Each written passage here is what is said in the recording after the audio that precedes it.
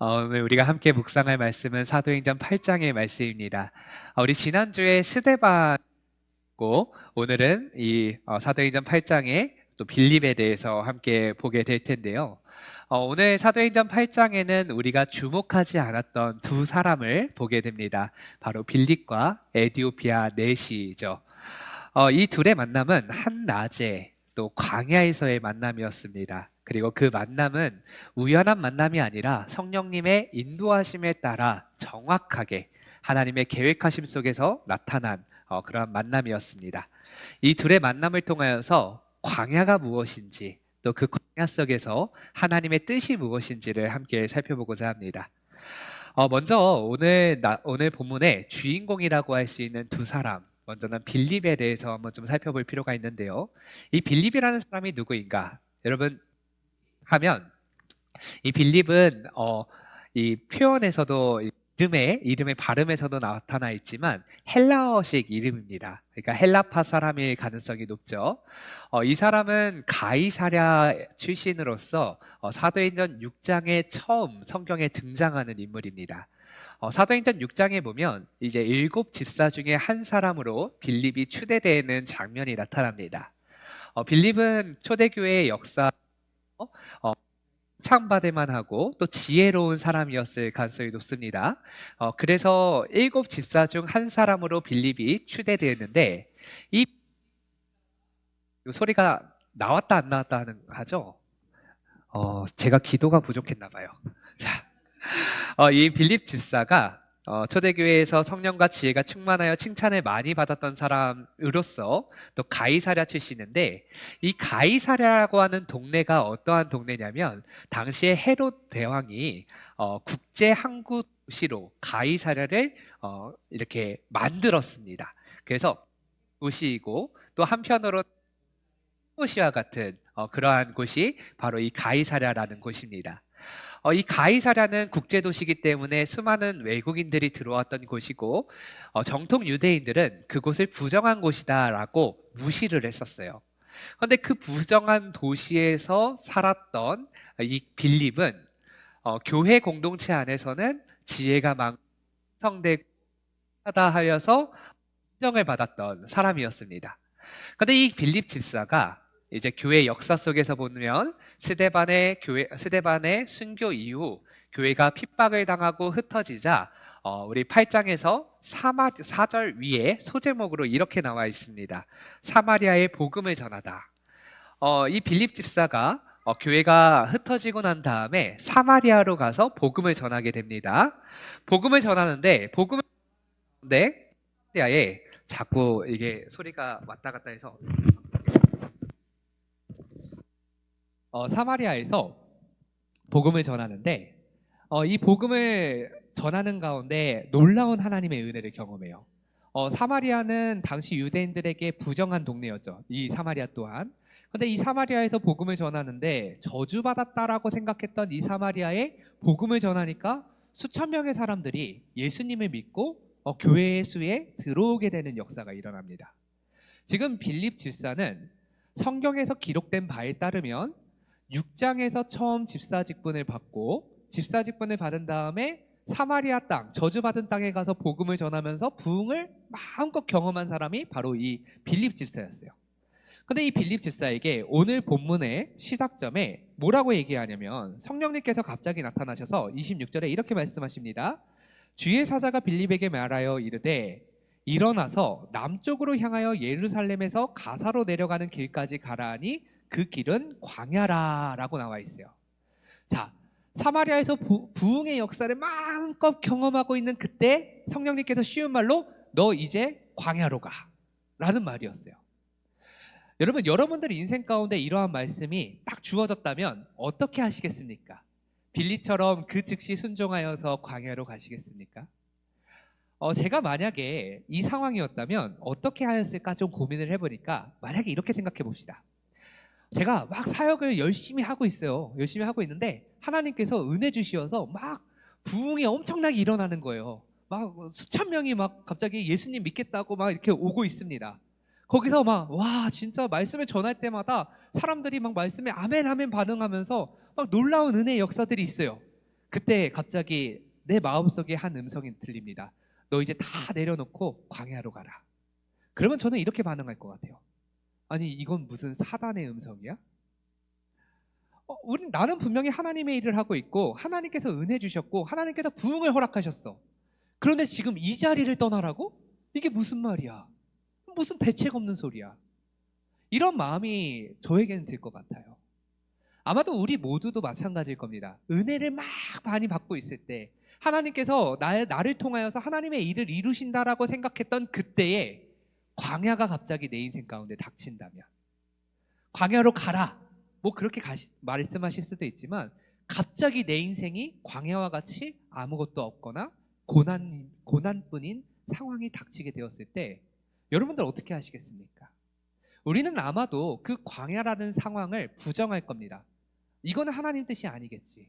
이거는 왜 갑자기 나에게 닥친 일이지? 하나님께서 왜 나를 광야로 보내셨지? 광야를 통하여 내가 뭐 잘못했나? 내가 하나님 앞에 뭘 실수한 게 있길래 지금 하나님이 나를 이곳으로 보내시는 거야? 그런 생각이 우리 가운데 가득할 수밖에 없어요. 그런데 빌립은 그 상황 속에서 순종하여서 광야로 갑니다. 27절 상반절을 볼까요? 일어나 가서 보니, 말씀을 듣자마자 그 즉시 일어나서 광야로 갔다라는 거예요. 그가 순종하는 데 있어서 그 어느 머뭇거림도 보이지 않습니다. 즉시 순종할 수 있었던 거예요. 그가 어떻게 즉시 순종할 수 있었는가? 그것은 그에게 있었던 축적된 은혜의 경험 때문이었습니다. 여러분, 은혜의 경험이라는 게 얼마나 중요하냐면요, 여러분, 어린 아이가 부모의 음성을 듣습니다. 그리고 따라요. 저도 큰일 났어요. 저희 하율이가 이제 제 음성을 듣고 안 따르는 시기가 왔어요. 근데 우리 어렸을 때 보면 부모의 음성을 듣고 따르죠. 듣고 따르는 이유는 부모와 애착 관계, 신뢰 관계가 형성되었기 때문에 부모의 음성을 듣고 따릅니다. 우리의 믿음도 마찬가지예요. 우리가 하나님의 음성을 듣고 따를 수 있는 방법, 순종할 수 있는 방법은 하나님과 나 사이에 애착 관계가 잘 형성되어 있어야 돼요. 신뢰 관계가 잘 형성되어야 하나님이 말씀하실 때 그 즉시 순종할 수 있었던 거예요. 빌립의 인생을 한번 다시 돌이켜 봅시다. 빌립은 부정한 동네에서 태어나 자란 사람이었어요. 그 부정한 동네에서 태어나 자라면서 이름도 빌립이에요. 그 사람은 아마도 헬라파 유대인이었기 때문에 헬라어에 능통한, 오늘날로 보면 국제적인 감각이 있는 사람이었겠지만 그 당시에는 부정한 사람이다라고 놀림받고 비난받던 사람 중에 한 사람이었을 겁니다. 그가 어느 날 베드로의 설교를 듣고 회심하여서 예수님을 믿기 시작했습니다. 교회에 나갔어요. 교회에 갔더니 정말 그 사랑이, 나는 한 번도 받은 적 없었던 사랑이 나를 향하여서 있는 거예요. 아마도 그때 그는 은혜라는 걸 경험했을 겁니다. 와, 예수님 믿으니까 내가 무시받았던 내가 사랑받네? 저주받았다라고 생각했던 내가 사랑을 받아서 존중을 받네? 정말 교회 안에서 열심히 사역을 했을 거예요. 열심히 사역하고 교회가 부흥하면 부흥할수록 너무 기뻤을 겁니다. 그러던 어느 날 스데반 집사가 말씀을 전하다가 순교를 합니다. 그리고 사울이 갑자기 교회를 막 뒤흔들어서 믿는 사람들을 잡아가기 시작하고 교회를 해체하기 시작합니다. 그렇게 교회가 흩어져요. 어떻게 보면 좌절을 맛보고, 어떻게 보면 가장 인생의 밑바닥을 맛보았겠죠. 그렇게 해서 그 밑바닥을 맛본 순간 가운데 사마리아, 그것도 부정한 동네로 도망치듯 갔습니다. 거기서 예수 그리스도를 전하다가 엄청난 부흥을 경험해요. 와, 하나님, 정말 살아계신 예수 그리스도께서는 지금도 나를 버리지 않는구나. 하나님과의 신뢰의 관계가 그의 삶 속에서 하나하나 쌓이기 시작하는 거예요. 그렇게 축적된 은혜의 경험은 지금 이 순간 상상할 수도 없고 상상하기도 싫은 광야로 가라라는 명령 가운데에서도, 그래, 하나님이라면 그 광야에서도 물을 내실 수 있는 분이시지. 은혜에 축적된 경험이 자신을 또다시 순종할 수 있도록 이끌어가는 그런 근간이 되어버리는 거예요. 사랑하는 여러분 정말 순종하고 싶으시다면 여러분들 가운데 주신 하나님의 은혜를 기억하시면 돼요. 여러분들 가운데 신실하게 살아계셔서 나에게 허락하여 주셨던 수많은 은혜의 경험들이 여러분들을 다시 한번 말씀 가운데 순종하게 만들어주는 겁니다. 그렇게 순종한 빌립에게 누가 보이느냐? 광야로 걷더니 27절에 에디오피아 사람 곧 에디오피아 여왕 간다게의 모든 국고를 맡은 관리인 네시가 예배하러 예루살렘에 왔다가 돌아가는데 수레를 타고 선지자 이사야의 글을 읽더라 하면서 광야에서 하나님이 예비하신 한 사람을 만나게 됩니다. 여러분들의 인생이 광야와 같을 때 그 광야는 저주가 아니에요. 하나님의 징벌이 아닙니다. 그곳을 통하여서 하나님이 하실 일이 있는 거예요. 내가 마치 광야와 같은 상황 속에 아무것도 가진 것이 없는 것 같고 건강도 잃어버리고 물질도 잃어버리고 관계도 떠나가 버리고 아무것도 없을 것 같았던 그 광야 속에서 하나님은 분명히 하실 일이 있으셔서 나를 그 자리에 두신 겁니다. 바로 에디오피아 내시를 만나게 하시는 거예요. 이 에디오피아 넷이 두 번째 주인공의 모습입니다. 이 사람은 에디오피아 여왕 간다게의 모든 국고를 맡은 자라고 나와 있습니다. 아마도 경제 장관 정도 되는 사람인 것 같아요. 그런데 이 에디오피아는 오늘날의 에티오피아와 같은 국가입니다. 솔로몬 시대의 시바 여왕이 이제 솔로몬의 지혜에 감탄하여서 유대교 신앙을 받아들이고 오늘날 에티오피아에는 여전히 흑인 유대교인들이 여전히 있습니다. 아마도 이 사람은 왕궁의 고위 관료직이었기 때문에 이 에디오피아에서 받아들였던 그 유대교 신앙을 자연스럽게 받아들였던 것 같아요. 그리고 전례에 따라 6월절이 되어서 예루살렘에 방문하여서 자신의 대속 제사를 함께 지내고 돌아오는 길이었습니다. 이 제사를 지내고 예배를 드리고 돌아오는 길에 그에게 아직도 해결되지 아니하는 궁금증이 있는 거예요. 그게 바로 이사야의 글이었던 겁니다. 이 모습이 어떠한 모습이냐면 오늘날 우리들의 어떠한 모습이냐면 예배를 드리러 매 주일마다 예배의 자리에 오지만 예배를 드리고 난 뒤에 돌아오는 길에 영적인 의문이 해소되지 않아서 여전히 궁금해하며 은혜의 충족을 누리지 못하는 영혼들. 그 영혼들을 대표하는 사람이 바로 에디오피아 넷이에요. 하나님께서는 은혜 받지 못한 자도 버려두지 아니하십니다. 그 은혜 받지 못한 자에게 누구를 준비하시느냐? 빌립을 준비하시는 거예요. 이 자리 가운데 있는 누군가는 에디오피아 넷일 수도 있어요. 하지만 이 자리 가운데 있는 누군가는 빌립일 수도 있습니다. 빌립이든지 에디오피아 넷이든지 하나님께서는 양자를 사용하셔서 하나님의 일을 이루십니다. 오늘 본문이 그것을 계속해서 보여주고 있습니다. 자, 이렇게 빌립은 에디오피아 사람 네시를 만나는데 이 사람이 영적으로 메말라 있는 상태, 진짜 광야와 같은 상태예요. 이 광야와 같은 곳에서 광야에서 광야 같은 사람을 만나게 되어서 빌립이 이제 말을 겁니다. 자, 우리 오늘 본문 30절에 보면요. 빌립이 이제 어떻게 말을 거느냐? 빌립이 달려가서 선지자 이사야의 글을 읽는 것을 듣고 말하되 읽는 것을 깨닫느냐? 자, 여기서 보면 빌립이 너 이사야의 글을 읽고 있는데 너 이거 읽으면서도 이거 깨달아지니? 라고 물어보죠. 그런데 어떻게 가서 물어봤냐면 달려가서 물어봤다라고 하고 있어요. 여기서 달려가다라는 표현도 굉장히 놀라운 표현입니다. 여러분 광야에서 사람을 만났어요. 그러면 광야에서 사람을 만나서 너무 반가워서 달려가는 게 그게 맞는 것이냐? 그렇지 않습니다. 광야에서는요 두 종류의 사람들만 있습니다. 한 종류는 여행객이에요. 그리고 한 종류는 강도들입니다. 그렇기 때문에 여러분들도 그런 얘기 하잖아요. 밤길에 진짜 무서운 거는 귀신이 아니라 사람이다 라는 표현을 쓰잖아요. 광야에서도 사람 만나는 게 그렇게 무서운 일이에요. 근데 그 빌립이 그 사람을 만나러 달려갈 수 있었던 이유는 성령님께서 너 즉시 그 술에 가까이로 가라라고 하는 명령에 순종하면서 달려갈 수 있었던 거예요. 빌립은 순종하여서 달려갑니다. 그리고 빌립은 순종하여서 그 사람을 만나요. 만나고 보니까 그 사람이 이사야의 글을 읽고 있음을 보고 너 이거 무슨 뜻인지 이해가 되니? 라고 물어보고 있는 거예요. 여기서 보면 전도가 무엇인지를 알 수가 있어요. 전도.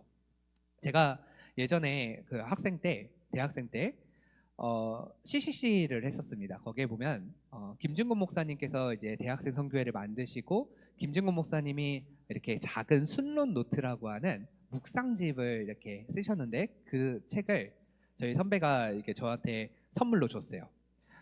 그 책에 보면 이런 내용이 있습니다. 사람은 누구나 무한한 고독이 있다. 교회에 나오는 신자가 우리 안에 양이라면 교회에 나오지 않는 사람은 우리밖에 양이다. 이들이 믿든지 안 믿든지 깡패든지 무신론자든지 예수님의 사랑으로 돌봐주어야 한다. 불신자들을 목회의 영역 안에 두어 복음과 사랑의 그물에 걸리게 하자. 이렇게 모든 신자를 순장으로 삼으면 민족 전체가 순의 그물코에 걸리게 된다. 이것이 민족 복음화 운동이고 전략이다. 전도가 무엇이냐면요, 그 상대방이 믿는 자든 믿지 않는 자든 깡패든 불신자든 계급이 높은 자든 흑인이든 백인이든 언어가 통하는 자든 통하지 않든 돈이 있는 자든 없는 자든 냄새가 나든 안 나든 어떤 사람이든 가리지 않고 만나는 게 그게 전도예요. 왜 이게 가능하냐? 우리는 예수 그리스도의 사랑을 그렇게 받은 자이기 때문에 그렇게 할 수 있는 거예요. 내가 예수 그리스도의 사랑을 경험하지 않았다면 그렇게 사랑할 수 없는 겁니다. 그런데 그렇게 나아가서 어떻게 전도를 하느냐? 전도의 기본은 접촉점을 찾는 거예요. 접촉점. 전도를 할 때, 제가 전도 훈련을 받을 때도 그랬지만 전도를 할 때 주의해야 될 게 있습니다. 여러분, 전도할 때 전도지를 나누어 줄 때가 있어요. 근데 처음 훈련을 받지 않고 전도지를 딱 챙겨 갖고 나간 사람은요, 어떻게 하느냐? 이거 하나 가져가세요 하면서 전도지를 나눠 줍니다. 그 모습은 어떠한 모습이냐면요, 보통 가게가 새로 오픈할 때 오픈 전단지, 홍보지를 만들어서 나눠주면서 이거 하나 가져가세요 라고 나눠주죠. 그 모습하고 똑같아요. 여러분, 그런 거 받을 때 어떻게 받으세요? 마음속에서 낯선 종이 한 장이 내 앞에 들이밀어주면 내 마음속에서는 거부감이 생깁니다. 그건 그냥 받아도 받는 게 아니에요. 전도의 기본은 어떻게 하는 거냐면 예수 그리스도의 사랑의 마음, 예수 그리스도의 마음으로 그 사람에게 다가가서 접촉점을 찾는 거예요. 빌립이 접촉점을 찾았어요. 어떻게 찾았느냐? 당신 보니까 이사야 글을 읽고 있네요. 이거 이해가 되세요? 이해가 안 됩니다. 그럼 왜 이해가 안 될까요? 이런 식으로 접촉점을 찾아가는 거예요. 마찬가지로 우리가 전도를 할 때 전도지를 그냥 나눠주는 게 아니라 어떻게 나눠주냐면 공원에서면 아이가 참 예쁘네요. 오늘 쉬는 날이신가 봐요. 오늘 운동하러 나오셨어요? 이런 식으로 인사말, 안부말 그렇게 전하고 어디 사세요? 이렇게 혹시 어떤 일 하세요? 이런 식으로 접촉점을 찾죠. 캠퍼스 전도할 때는 그렇게 훈련을 받았어요. 가서 이제 이렇게 청년들이 앉아 있으면 어느 전공이세요? 지금 공강 시간인가 봐요. 어느 동아리 들어가 계세요? 이런 식으로 접촉점을 찾는 거예요. 그 접촉점을 찾은 다음에 그 다음에 복음을 전하는데 빌립은 어떻게 복음을 전하느냐? 이사야의 글로부터 예수 그리스도까지 전하였다라고 나옵니다. 전도라는 것은 접촉점을 만들어서 관계가 형성되면 그 관계 속에서 예수 그리스도를 전하는 거예요. 예수 그리스도의 마음으로 영혼에게 다가가서 접촉점을 만들고 관계를 형성하면 그 가운데 예수 그리스도를 심는 게 그게 전도인 겁니다. 자, 그렇다면 우리가 다시 한번 생각해 볼 것은 빌립에게 광야는 하나님이 예비하신 영혼을 만난 장소였어요. 하나님이 예비하신 영혼을 예수 그리스도의 마음으로 다가갔어요. 예수 그리스도의 마음으로 그 가운데 예수 그리스도를 심어 놨어요. 그러자 어떤 일이 발생합니까?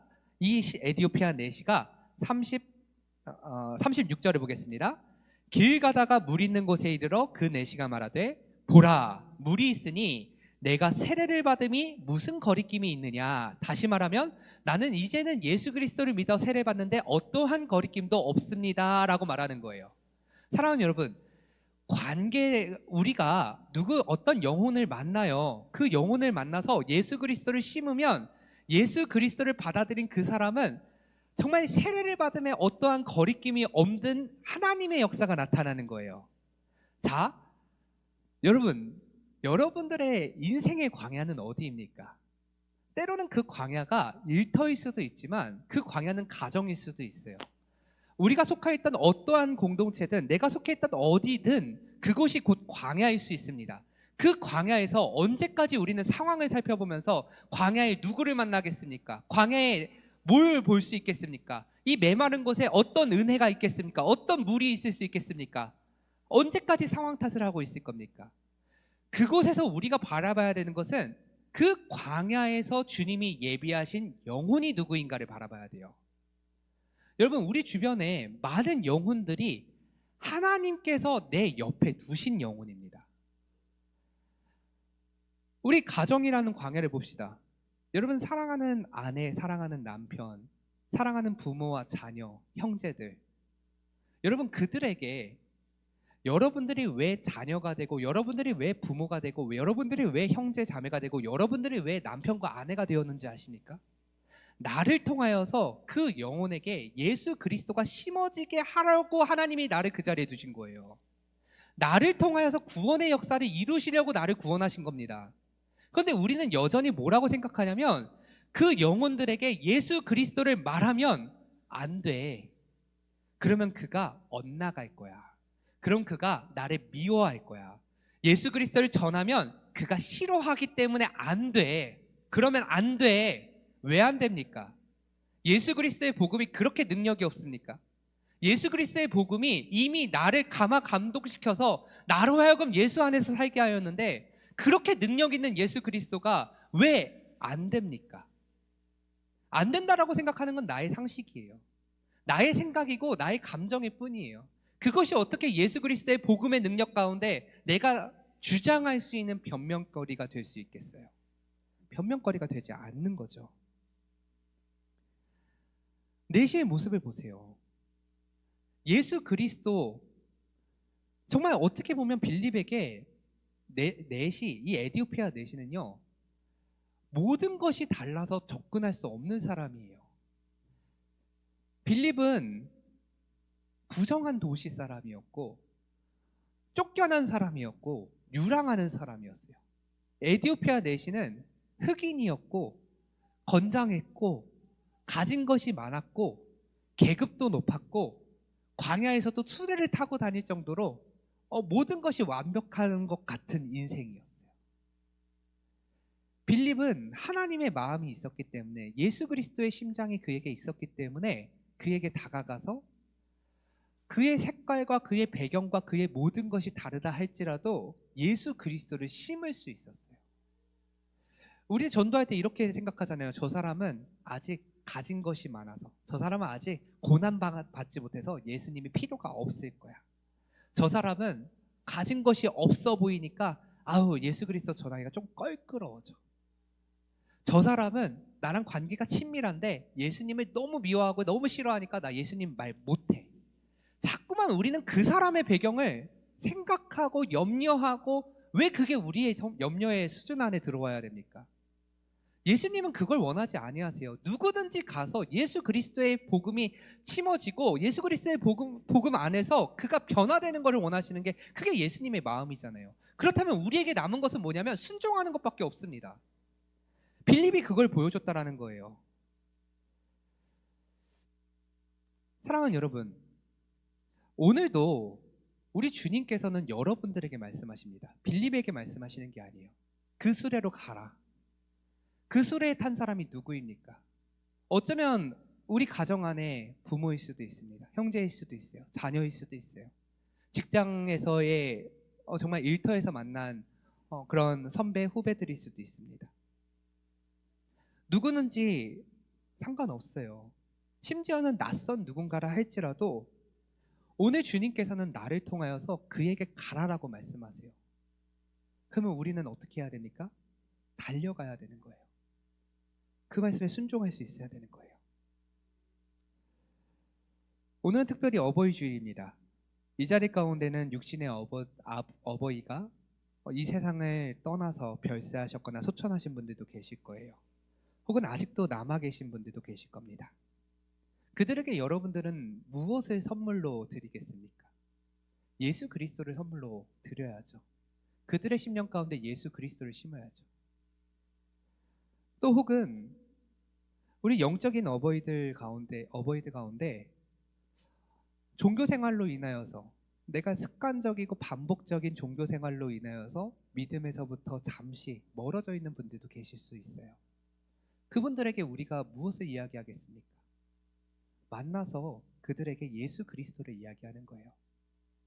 교회 공동체 안에 마찬가지입니다. 이 자리 가운데는 빌립과 같이 순종하여서 복음을 전하고 싶은 자들도 계실 거고, 어떤 분들은 은혜가 안 돼, 영적으로 나는 메말라 있어 라고 생각하시는 분들도 계실 거예요. 그분들에게 우리는 무엇을 이야기하겠습니까? 예수 그리스도를 이야기하는 겁니다. 여러분, 김진국 목사님이 이런 얘기를 하셨어요. 백문일답, 100가지 질문 가운데 답은 예수 그리스도다. 우리 가운데 어떠한 질문을 한다 할지라도, 우리 가운데 어떠한 대화가 나온다 할지라도 우리는 예수 그리스도, 그분을 전해야 되는 사람들입니다. 오늘 이 어버이 주일 우리가 기억해야 되는 한 가지가 있다면, 우리 가까이에 있는 우리 가정, 우리 부모, 우리 자녀들에게 먼저 예수 그리스도를 심어 놓읍시다. 예수 그리스도 능력이 있으신 분입니다. 예수 그리스도 심으면 그 뿌려진 씨앗이 자라나서 열매 맺고 다시 한번 재생산의 역사가 일어나게 될 거예요. 우리 주님이 하실 겁니다. 그게 바로 은혜의 축적된 경험이에요. 그 은혜의 축적된 경험을 쌓음으로 말미암아 정말 은혜의 결단들이 우리 가운데 있기를 간절히 축원합니다. 기도하겠습니다.